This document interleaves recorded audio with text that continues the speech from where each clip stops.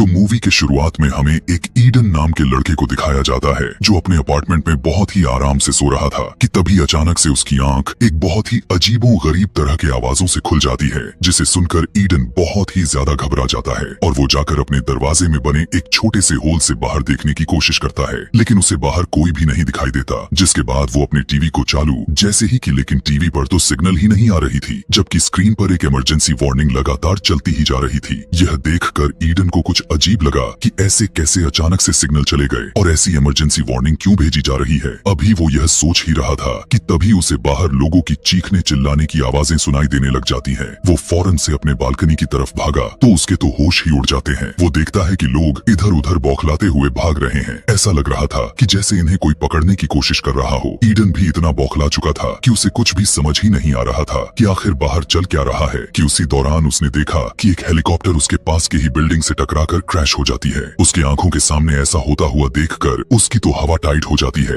कि तभी उसकी नजर नीचे एक बच्ची पर गई जो भीड़ में शायद खो चुकी थी। ईडन उसे देखकर लोगों को उस बच्ची की हेल्प करने के लिए चिल्लाने लग गया, लेकिन अगले ही पल वो छोटी बच्ची अपने आसपास के लोगों पर अटैक करना शुरू कर देती है और लोगों को बहुत ही अजीब तरीके से काटने लग जाती है। यह देखने के बाद ईडन का आंख अब पूरी तरह से खुल जाता है। उसे यकीन हो चुका था कि यहाँ इस शहर के सभी लोग ज़ॉम्बी बनते जा रहे हैं। डर के मारे ईडन जल्दी से बालकनी से निकलकर अपने अपार्टमेंट में चला गया कि तभी उसने देखा कि उसी टाइम पर एक आदमी उसी के घर में घुस गया है, जो वो भी अपनी जान बचाने के फिराक में था। उसे देखकर ईडन बहुत ज्यादा डर जाता है क्योंकि ईडन को लग रहा था कि यह भी ज़ॉम्बी ही है। दरअसल ये ईडन का नेबर था और वह ईडन से कहने लगा कि डरो मत, मैं ज़ॉम्बी नहीं हूँ। इमोशंस में वो कहने लगा कि मेरे सभी दोस्त ज़ॉम्बी बन चुके हैं और उन्होंने मुझ पर अटैक कर दिया था, लेकिन मैं उनसे खुद को बचाते हुए तुम्हारे घर में घुस गया। इसके बाद ईडन का पड़ोसी बाथरूम का पूछता है। ईडन उसे बाथरूम का रास्ता बता देता है और जब वो जैसे ही बाथरूम की तरफ मुड़ा तब ईडन उसकी गर्दन पर ज़ॉम्बी के काटने का निशान देख लेता है, जिसे देखते ही ईडन समझ चुका था कि यह भी अब जल्द ही ज़ॉम्बी में कन्वर्ट हो जाएगा। इसीलिए ईडन अपनी सेफ्टी के लिए एक नाइफ को उठा लिया। कुछ देर के बाद जब ईडन का पड़ोसी बाथरूम से होकर आया तो उसने ईडन के हाथ में चाकू देखकर समझ गया ईडन मुझे ज़ॉम्बी समझकर मारने वाला है, ऐसा न हो। इसीलिए वो ईडन से कहने लगा कि देखो मैं ज़ॉम्बी नहीं हूँ। अभी उसका यह कहना ही था कि उसकी आंखें बदलकर रेड होने लग जाते हैं और यह देखकर ईडन समझ जाता है कि इस पर भी वायरस का असर होने लग चुका है। तब ईडन अपने पड़ोसी से कहा कि जल्दी से मेरे घर से बाहर निकलो, नहीं तो मैं तुम्हें जान से मार दूंगा। अब न चाहते हुए भी उसका पड़ोसी उसके घर से निकल तो जाता है, लेकिन ईडन के दरवाजे के होल से देखने पर उसे पता चला कि वहाँ पर मौजूद ज़ॉम्बी ईडन के पड़ोसी पर टूट पड़ते हैं। यह देखने के बाद तो ईडन के शरीर में बेचैनी बढ़ने लग चुकी थी और वो जल्दी से दरवाजे को लॉक्ड कर देता है। थोड़ी ही देर के बाद जब शांत का माहौल हुआ तो वो बैठकर न्यूज देखने लग गया, जहाँ पर इस इन्फेक्शन के बारे में बताया जा रहा था। रिपोर्टर बताती है कि यह खतरनाक सा वायरस अब पूरे शहर में फैल चुका है, इसीलिए जो कोई भी इस वायरस से इन्फेक्टेड अभी तक नहीं है वो किसी भी सूरत में अपने बिल्डिंग घरों से बाहर बिल्कुल भी ना निकले और अपने घर की सभी खिड़कियां और दरवाजे लॉक्ड करके रखें। काफी बेचैनी के साथ ईडन अपने घर कॉल करने की कोशिश की, लेकिन सारी लाइन पूरी तरह से बिजी बता रही थी। जब वो अपने मैसेज चेक किया तो उसे अपने पेरेंट्स के कुछ मैसेज मिले। ईडन के पेरेंट्स मैसेज में लिखा हुआ था कि पूरे शहर में फैल चुके हैं, जिस वजह से हमें तुम्हारे पास आने में टाइम लग सकता है, इसीलिए तुम घर से बाहर बिल्कुल भी मत निकलना। अपने पेरेंट्स की बातों का केयर करते करते उसे इस अपार्टमेंट में शाम हो जाती है। ईडन अपने बालकनी में बैठे हुए बाहर का नजारा देख रहा था। बाहर पूरा का पूरा शहर वीरान हो चुका था। यहाँ हर जगह आग ही आग और धुएं दिखाई दे रहे थे। यह सब देखकर ईडन पूरी तरह से टूट जाता है और वो सोचने लगा कि इस तरह के हालात में आखिर वो कैसे अकेले जिंदा रहेगा। अब इस तरह के हालातों का सामना करने के लिए वह अपने अपार्टमेंट के पूरे रूम में छोटे छोटे नोट्स लगा देता है ताकि इन नोट्स को देखकर उसे हिम्मत मिलती रहे और वो मिरर पर Day 1 लिख देता है। ईडन को पूरा यकीन था कि यह ज़ॉम्बी वायरस कई महीनों तक भी चल सकता है, इसीलिए इन मुश्किल हालात में वो अपने घर में ही एक सेफ जगह बना लेता है ताकि वो हर आने वाले खतरों के लिए तैयार और सामना करने में पीछे न हटे। ऐसे ही दिन गुजरते चले जाते हैं जो सीधा 1 वीक बीत चुका था। रात में वो अपने लैपटॉप पर अपनी एक वीडियो रिकॉर्ड की जिसमें वह बताता है कि उसके अपार्टमेंट में अकेले कैसे दिन गुजर रहे हैं। साथ ही वो अपने पेरेंट्स को भी कॉल करने की कोशिश की, लेकिन सिग्नल अभी भी नहीं आ रहे थे। वक्त के साथ साथ अब ईडन को अकेलापन महसूस होने लग चुका था और एक दिन जब उसे पता चलता है कि उसके किसी भी नल में पानी नहीं आ रहा तो वो यह देखकर बहुत ही ज्यादा परेशान हो गया था। ऊपर से ईडन के पास का खाना भी ज्यादा मात्रा में खत्म हो चुकी थी, इसीलिए वो अब थोड़ा थोड़ा खाना खाकर गुजारा करने लगा था। ईडन घिरे हुए ज़ॉम्बियों के बीच में अकेला फंसा हुआ था। उसे कुछ भी पता नहीं था कि आखिर बाहर की दुनिया में क्या चल रहा है। एक दिन जब ईडन अपने लैपटॉप में कुछ देखने लग गया, तभी उसे किसी के आहट सुनाई देती है। वो फौरन से खुद की बचाव के लिए एक बेसबॉल बैट हाथ में लेकर तैयार हो गया और तभी हम यह देख पाते हैं कि छत में बने वेंटिलेशन के रास्ते से एक इन्फेक्टेड लड़की ईडन के अपार्टमेंट में आ पहुंचती है। यह देखते ही ईडन खुद को बचाने के लिए किसी कोने में छिप गया और जब वो लड़की ईडन के रूम की तरफ धीरे धीरे बढ़ने लग गई तो इसी का मौका देखकर ईडन पीछे से उस लड़की के सिर पर अटैक कर देता है, जिससे उसकी वहीं पर मौत हो जाती है। अब जबकि उस वेंटिलेशन के रास्ते जो लड़की आई हुई थी उसी को अब ईडन एक सर्फ बोर्ड से उस रास्ते को क्लोज्ड कर दिया ताकि यहाँ से अब कोई दूसरा ज़ॉम्बी अंदर न आ सके। धीरे धीरे दिन गुजरते चले जाते हैं। ईडन जैसे तैसे करके जिंदा रहने की लगातार कोशिश किए जा रहा था। एक दिन जब वो अपनी एक और रिकॉर्डिंग कर रहा था कि तभी उसी टाइम उसे अपनी फोन पर घंटी बजती हुई सुनाई दे पड़ी। वो जल्दी से फोन को रिसीव की और उसने देखा कि उसकी माँ का एक वॉइस मैसेज आया हुआ है। उसकी मॉम बताने लग गई कि हम लोग इसी शहर के काफी करीब आ चुके हैं और कुछ ही घंटों में तुम्हारे पास पहुंचने वाले हैं। इससे पहले कि ईडन की मॉम अपनी बातों को पूरा करती तभी उसी टाइम पर उन्हें कुछ इन्फेक्टेड लोग घेर लिए थे। ईडन वॉइस मैसेज के आखिरी कुछ सेकंड्स के लिए अपनी मदर फादर का चीखते चिल्लाते हुए आवाजों को सुनता है और फिर मैसेज बंद हो जाता है। यह सब सुनने के बाद ईडन को यकीन हो चुका था कि उसके पेरेंट्स अब इस दुनिया में नहीं रहे। वो काफी ज्यादा ही रोने लग चुका था क्योंकि अब उसके पास बचे हुए लाइफ को इस दुनिया में जीने की कोई वजह नहीं बची थी। अब वो यहाँ से उसी बेसबॉल बैट को उठाया और यहाँ से भागने का प्लान बनाया। घर से बाहर निकलते ही उसे काफी सारे इन्फेक्टेड लोग दिखाई दे पड़े। तभी उसकी नजर अपने पड़ोसी पर जाती है जो अभी तक जिंदा तो था लेकिन वो काफी बुरी तरह से घायल था, जिस वजह से वो ईडन पर अटैक भी नहीं कर सकता था। इसके बाद ईडन बिल्डिंग से बाहर निकलने का रास्ता ढूंढने में लग जाता है लेकिन उसे कहीं से भी रास्ता ऐसा नहीं मिल रहा था जहाँ से वो बाहर निकल सके, क्योंकि हर एक जगह पर ज़ॉम्बीज़ खड़े हुए नजर आ रहे थे, जिसे देखकर ईडन समझ जाता है कि वो इतने सारे इन्फेक्टेड लोगों के बीच से यहाँ से नहीं निकल सकता। और अब जैसे ही वह अपने अपार्टमेंट की तरफ आगे बढ़ा तभी इन्फेक्टेड लोग ईडन पर हमला कर देते हैं, लेकिन ईडन जैसे तैसे करके खुद को बचाते हुए अपने अपार्टमेंट में घुस जाता है और फ्रिज को दरवाजे के सामने लाकर उन्हें बाहर ही रोक कर रखता है ताकि कोई भी इन्फेक्टेड अंदर न आ सके। अब ना चाहते हुए ईडन को फिर से अपने ही घर में बिताना पड़ता है। कई हफ्तों से एक ही घर में अकेले पड़े पड़े रहने की वजह से ईडन का दिमाग खराब होता जा रहा था। उसका इन हालातों में जीना अब पूरी तरह से मुश्किल हो चुका था कि तभी अचानक से पूरे शहर की बिजली भी चली जाती है। यह देखकर ईडन और भी ज्यादा गहरे सदमे में चला जा चुका था और वह अब सोचने लग जाता है कि आगे की जिंदगी आखिर कैसे बिताऊंगा। उसके पास ना खाने पीने का कुछ था, ना ही सिग्नल इवन, बिजली भी अब जा चुकी है। यह सब कुछ सोचकर ईडन अपने आप को और ज्यादा अकेला महसूस करने लग गया था। इसके बाद ईडन अपनी जिंदगी से तंग आकर अपने लैपटॉप चालू किया और उसमें दोबारा से वीडियो रिकॉर्ड करने लगा। कैमरे में देखते हुए कहने लगा कि आज वायरस को फैले हुए 42 दिन हो चुके हैं। यह भी कहने लगा कि मैंने इन हालातों में खुद को जिंदा रखने के लिए सब कुछ कर लिया, लेकिन अब मैं और बर्दाश्त नहीं कर सकता। मैंने पिछले 2 दिनों से ना खाना खाया है और ना ही पानी पिया है, इसीलिए अब घुट घुट कर जीने से अच्छा यही है कि मैं अपनी जान दे दूं। इसके बाद वो पूरे 42 दिन इन मुश्किल हालात में जीने के बाद सब कुछ खत्म करने का फैसला करता है और जैसे ही वो खुद को लटकाकर मारने ही वाला था तभी उसकी नजर सामने एक बिल्डिंग पर जाती है जहां उसे एक लड़की दिखाई दे पड़ी। इतने दिनों के बाद वो लड़की को देखकर शॉक्ड में आ चुका था और उसे अब जीने की एक नई उम्मीद मिल जाती है, लेकिन तभी उसका पैर चेयर से स्लिप कर जाती है और वो तड़पने लग जाता है। किस्मत तो उसकी अच्छी थी कि रस्सी पतली थी जो टूट गई और उसकी जान बच जाती है। जिसके बाद ईडन फौरन खिड़की के पास जाकर उस लड़की को गौर से देखने लग जाता है। एक जिंदा नॉर्मल लड़की को देखकर उसे अपनी आंखों पर यकीन नहीं हो रहा था क्योंकि वो पिछले 42 दिनों के बाद किसी इंसानों को अपनी आंखों से देख रहा था। तभी वो लड़की भी ईडन को देख लेती है, लेकिन वो लड़की जल्दी से विंडो से पर्दा बंद कर लेती है क्योंकि वो उसे ज़ॉम्बी समझ रही थी। अगले दिन ईडन खिड़की के पास जाता है जहां वो उस लड़की को फिर से गौर से देखने लग गया। अब इससे पहले कि वो लड़की ईडन को फिर से ज़ॉम्बी समझकर छुप जाती, ईडन जल्दी से एक पेपर पर हाय लिखकर उसकी तरफ हाथ हिलाता है। यह देखकर वो लड़की समझ चुकी थी कि ईडन कोई ज़ॉम्बी नहीं बल्कि इंसान है। लड़की को भी अब खुशी का ठिकाना ही नहीं रहा था। अब यहाँ से ईडन पेपर के जरिए उस लड़की को अपना नाम बताया। यह देखकर वो लड़की भी अपना नाम ईवा बताती है। ईवा ईडन से पूछने लग गई कि क्या तुम्हारे पास खाने पीने की कुछ है? तब ईडन उसे बताता है कि मेरे पास खाने की कुछ भी नहीं है, लेकिन पीने के लिए ढेर सारा पानी है। ईवा देखती है कि उसके घर के दरवाजे के पास ज़ॉम्बी आ चुके हैं, जिस वजह से ईवा पर्दा बंद करके जाने लग गई। लेकिन जाने से पहले ईडन पेपर पर लिखकर ईवा से पूछता है कि क्या कल भी हम इस तरह से बात कर सकते हैं, जिस पर ईवा हाँ में जवाब देकर वहाँ से चली गई। रात में ईडन टूथपेस्ट खाकर गुजारा करता है। कुछ देर के बाद तेज बारिश शुरू हो चुकी थी। यह देखकर पानी स्टोर करने के लिए ईडन बाहर बर्तन रख देता है और खुद भी पूरे 42 दिनों बाद बारिश के पानी में नहाने लगा। 42 दिनों में ईडन की दाढ़ी भी काफी बढ़ चुकी थी, इसीलिए अपने दाढ़ी को शेप की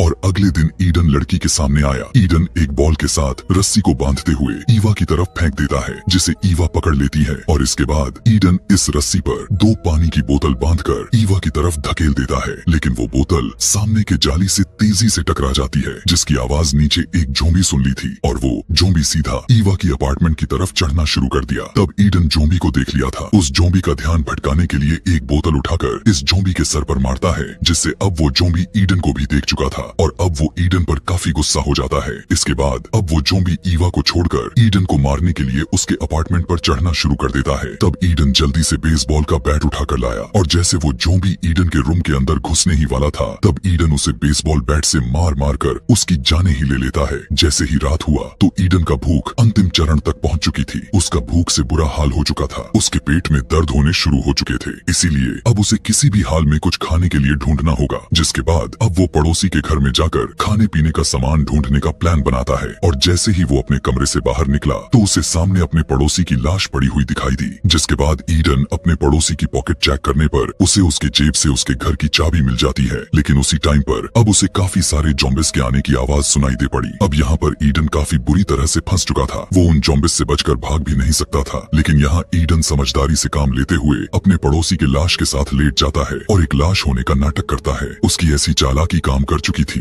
और सभी ज़ॉम्बिस वहाँ से निकल गए। जिसके बाद ईडन धीरे धीरे अपने पड़ोसी के घर में घुस गया। घर के अंदर घुसते ही वह देखता है कि सामने बेड पर एक लड़की जख्मी हालत में है, लेकिन ईडन उसके करीब जाने से डर रहा था। इसलिए ईडन उसके ऊपर हेलमेट मारकर चेक किया कि यह लड़की जिंदा है भी या फिर मर चुकी है। लेकिन लड़की को हेलमेट लगने के बाद भी नहीं हिल रही थी, जिसे देखकर ईडन समझ जाता है कि यह लड़की मर चुकी है। उसे इग्नोर करते हुए ईडन सीधा किचन की तरफ बढ़ा, जहाँ उसे थोड़ा बहुत खाना मिल जाते हैं। और जब ईडन घर की पूरी इन्वेस्टिगेशन करने लग गया तब उसे काफी सारे सामान मिल जाते हैं, जिसे ईडन उसे एक बोरी में भर लिया। और जैसे वो वहाँ से निकलने वाला था तभी एक इन्फेक्टेड ज़ॉम्बी उस पर हमला कर देता है। इससे पहले कि ईडन को काट कर इन्फेक्टेड कर देता तभी ईडन एक टेबल लैंप से ज़ॉम्बी के सर पर मारकर नीचे गिरा देता है। अब यह ज़ॉम्बी इतना गुस्से में आ चुका था कि उसे खाने के लिए ही झपट पड़ा। तब ईडन एक एक्स का इस्तेमाल में लेते हुए उस इन्फेक्टेड ज़ॉम्बी को हमेशा के लिए खत्म कर देता है। इसके बाद जैसे वो बाहर निकलने लगा तो उसने देखा कि बाहर तो अब काफी सारे ज़ॉम्बी खड़े हुए हैं, जहाँ ईडन धीरे धीरे उन ज़ॉम्बिस से बचते हुए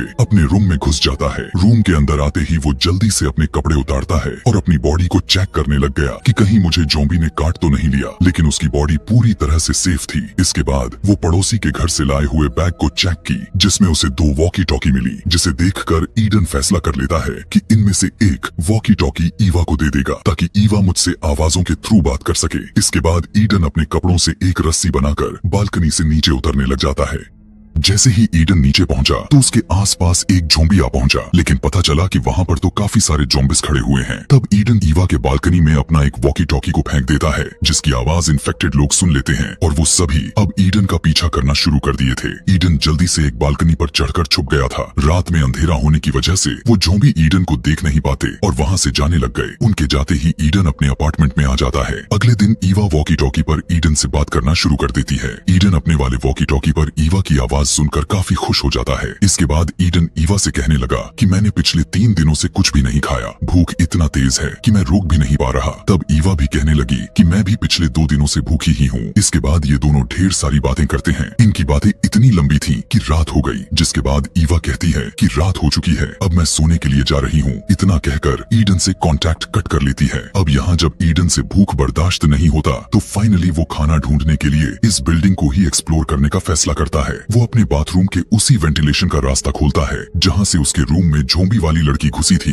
वेंटिलेशन के रास्ते से होता हुआ पड़ोसी के घर में जाने लगा। आगे बढ़ते हुए उसे एक इन्फेक्टेड की लाश मिलती है जो शायद ऑक्सीजन की कमी से मर गया था। उसे देखकर ईडन बहुत ही बुरी तरह डर जाता है, लेकिन फिर वो किसी तरह हिम्मत बनाते हुए आगे की तरफ बढ़ने लगा। अब वो अपने पड़ोसी के बाथरूम तक पहुंच चुका था, लेकिन जैसे ही वो जमीन पर उतरता है तो उसे खून का एक लंबा निशान दिखाई दिया। उसी निशान को फॉलो करते हुए जब वह सामने लगे पर्दे को हटाता है तब वहाँ पर कोई भी नहीं था। अब ईडन धीरे धीरे आगे बढ़ते हुए पूरे घर की अच्छे तरीके से इन्वेस्टिगेशन करना शुरू कर देता है और जब वो किचन तक गया तो वहाँ उसे खाने का काफी सारा सामान मिल जाता है। इसके बाद वो ईवा से कांटेक्ट करके उसे बताता है कि मुझे ढेर सारा खाना मिला है। यह सुनकर ईवा गुस्सा हो जाती है और वो ईडन से कहती है कि तुम मुझसे बिना पूछे उस घर में कैसे चले गए, वहाँ तुम्हारे जान को खतरा हो सकता है। ईडन कहने लगा कि तुम टेंशन मत लो, यहाँ कोई भी नहीं है। जिसके बाद अब ईवा कहने लग गई कि मैं भी तुम्हारे पास आना चाहती हूँ, लेकिन ईडन उसे समझाने लगा कि अभी तुम मेरे पास मत आओ, इस तरह से तुम खतरे में पड़ सकती हो। मैं जब इस घर से निकल जाऊंगा तब मैं तुम्हें सेफली इस घर में लेकर आऊंगा। तब ईवा मान जाती और ईडन से कहती है कि अपना ख्याल रखना। अब जबकि ईडन को खाना मिल चुका था इसीलिए वो अब अपने अपार्टमेंट तक जाने का सोचता है कि तभी उसी टाइम उसकी नजर उसके सामने के दीवार पर बने एक बड़े से होल पर जाती है और जब वो उस सुरंग के करीब गया तो वहाँ उसे किसी की आसपास होने का एहसास होता है। जैसे ही ईडन पीछे मुड़ा तो उसके पीछे एक बूढ़ा आदमी खड़ा था जो उसके हाथ में एक नुकीला औजार था। यह दोनों एक दूसरे को देखने के बाद समझ जाते हैं यह दोनों जोंबी नहीं है। जिसके बाद वो बूढ़ा आदमी अपना हथियार नीचे कर लेता है और वो ईडन से पूछने लगा कि तुम यहाँ पर क्या कर रहे हो, जिस पर ईडन बताने लगा कि मैं यहाँ बस खाने की तलाश में आया हुआ था। तब वो ईडन से पूछता है कि तुम वॉकी टॉकी पर किससे बात कर रहे थे। यहाँ ईडन झूठ बोलने लगा कि मैं अकेले ही खुद को मोटिवेट करने के लिए बात कर रहा था। इस तरह से अब वो बूढ़ा आदमी भी ईडन के साथ काफी अच्छे से फेस आने लग चुका था और ईडन से कहता है कि तुम जितना चाहो खाना ले सकते हो। यहाँ वो बूढ़ा आदमी ईडन को प्लेट में कुछ खाने के लिए भी दिया। कई दिनों से भूखा होने की वजह से ईडन भी उसे खाने लग जाता है, यह सोचे समझे बगैर कि उसमें कुछ हो भी सकता था। कुछ देर के बाद वो बूढ़ा आदमी ईडन से कहने लगा कि अलमारी से मेरे लिए एक बोतल उठा कर दो। लेकिन जैसे ही ईडन बोतल को उठाने के लिए मुड़ा कि अचानक वो बूढ़ा आदमी उसके सर पर जोर से वार करके उसे बेहोश कर दिया। होश आने पर उसने देखा कि वो अब खुद एक इन्फेक्टेड औरत के सामने है। उस जोंबी औरत को बांधा गया था। डर के मारे ईडन अब यहाँ से भागना चाहता था, लेकिन तभी ईडन देखता है कि उसके भी हाथों को बांध दिया गया है। यहाँ पर अब बूढ़ा आदमी ईडन को बताने लगा कि यह औरत मेरी पत्नी है जो अब इन्फेक्टेड हो चुकी है। वो बूढ़ा आदमी कहता है कि मैं अपनी पत्नी से बहुत ही ज्यादा प्यार करता हूँ, जिसे मैं किसी भी सूरत में उसे खोना नहीं चाहता और मेरी पत्नी एक हफ्ते से भूखी है, लेकिन आज उसकी भूख मिटने वाली है क्योंकि आज मैं तुम्हें उसका खाना बनाने वाला हूँ। जिसके बाद वो बूढ़ा आदमी ईडन को कुछ दवाइयाँ देते हुए कहने लगा कि यह दवाई तुम खा लो जिससे तुम्हारी बॉडी सुन हो जाएगी, जो मरते वक्त तुम्हें दर्द जरा सा भी महसूस नहीं होगा। लेकिन ऐसा काम ईडन कहाँ करने वाला था। वो साफ साफ इनकार कर देता है और उस बूढ़े आदमी से कहता है कि तुम्हारी पत्नी इस तरह से जिंदा नहीं रह पाएगी और देखो वो खुद मरने के लिए चिल्लाई जा रही है, इसीलिए अब तुम्हें तो चाहिए कि अपनी वाइफ को मारकर उसे इस नरक जैसी जिंदगी से आजादी दिलवाओ। लेकिन उस बूढ़े आदमी की मेंटल कंडीशन पूरी तरह से हिल चुकी थी, इसलिए वो ईडन से कहता है कि चुपचाप इस दवाई को खा लो वरना मुझे तुम्हें बेहोश करने के और भी तरीके आते हैं। लेकिन फिर भी ईडन उस दवाई को खाने से इनकार कर दिया। ऐसा करते ही वो बूढ़ा आदमी ईडन को बेहोश करने के लिए अपना औजार लेने चला गया। अब ईडन में खौफ साफ साफ नजर आ रहा था। सोचने लगा कि अगर मैं यहाँ जल्द ही कुछ नहीं किया तो मैं मारा जाऊंगा, इसीलिए वह जैसे तैसे करके खुद को छुड़ा लिया और दरवाजे के पीछे छुप जाता है। अब जैसे ही वो बूढ़ा आदमी ईडन को मारने के लिए आया तब ईडन बड़ी चालाकी के साथ उस बूढ़े आदमी को पकड़कर उसी के पत्नी के पास धकेल दिया। जिसके बाद उस बूढ़े आदमी के अपनी पत्नी पकड़कर जोर जोर से उसे काटने लग जाती है। यहाँ ईडन उन दोनों को छोड़कर दरवाजा बंद कर देता है और अपना सामान पैक करके अपने अपार्टमेंट की तरफ निकल गया कि तभी ईवा वॉकी टॉकी के जरिए उसे बताती है कि मेरे अपार्टमेंट में इन्फेक्टेड लोग घुस चुके हैं। यह सुनकर ईडन जल्दी से ईवा को बचाने के लिए उसके अपार्टमेंट की तरफ जाने लगता है। ईडन जैसे ही अपने अपार्टमेंट की बालकनी पर पहुंचा तो उसे सामने ईवा दिखाई देती है। वो देखता है कि बालकनी में वो फंसी हुई है। अब उसके पास निकलने का कोई रास्ता नहीं बचा था। अब यहाँ पर फौरन से ईडन ईवा को बचाने के लिए कपड़ों को लेकर बड़ा सा रस्सी बनाया और उसके जरिए नीचे उतरने की कोशिश में जमीन पर गिर जाता है। कि तभी गिरने की आवाज सुनकर एक इन्फेक्टेड उस पर हमला करने के लिए उसकी तरफ दौड़ा। अब ईडन खुद को बचाने के लिए शॉटगन उठाकर उस इन्फेक्टेड इंसान को मार देता है, लेकिन गोली की आवाज बिल्डिंग में मौजूद ढेर सारे ज़ॉम्बिस सुन जाते हैं और अब सारे ज़ॉम्बिस ईडन को खाने के लिए उस बिल्डिंग से कूदने लग जाते हैं। अब यहाँ ईडन खुद को बचाने के लिए सीधा ईवा के अपार्टमेंट की तरफ दौड़ता है। ऊपर से ईवा भी बड़े से कपड़े को लटकाती है। ईडन उस कपड़े के सहारे ऊपर चढ़ने लग जाता है, लेकिन तभी एक इन्फेक्टेड भी उस कपड़े को पकड़कर उसी पीछे चढ़ना शुरू कर दिया। ईडन भी काफी समझदारी से काम लेते हुए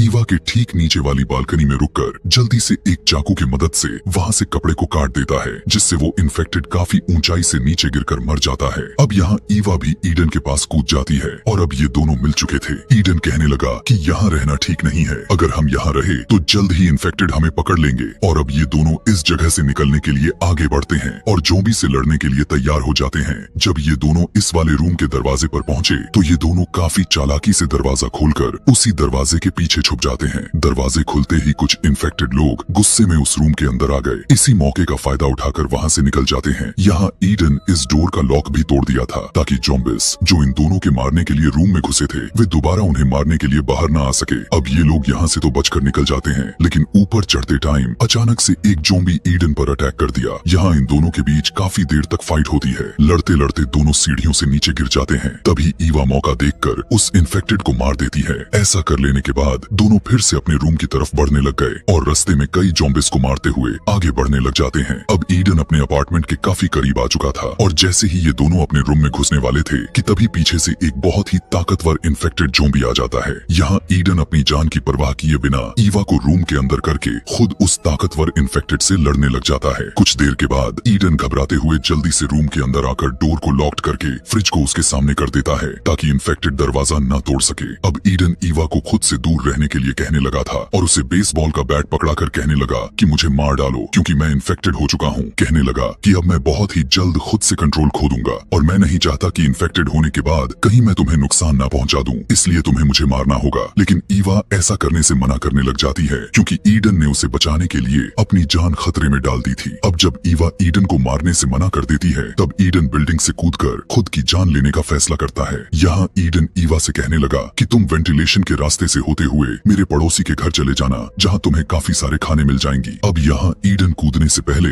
जब अपने टी शर्ट को उतारा और अपने बॉडी को चेक करने लगा तब उसे अपने बॉडी पर किसी भी तरह के काटने का निशान नहीं था, यानी उसे उस ज़ॉम्बी ने नहीं काटा हुआ था। यह देखकर उसकी खुशी का ठिकाना ही नहीं रहता, जिसके बाद ये दोनों एक दूसरे को गले लगे और ये दोनों अब इस बिल्डिंग में एक साथ मिलकर तब तक सरवाइव करेंगे जब तक यह ज़ॉम्बी वायरस खत्म नहीं हो जाता। इसी के साथ यह कहानी यहीं पर खत्म हो जाती है। ऐसे ही और भी मूवी एक्सप्लेनेशन वीडियोस देखने के लिए कमेंट में नेक्स्ट मूवी लिखें और चैनल को सब्सक्राइब करना तो बिल्कुल भी ना भूलें। Thanks for watching.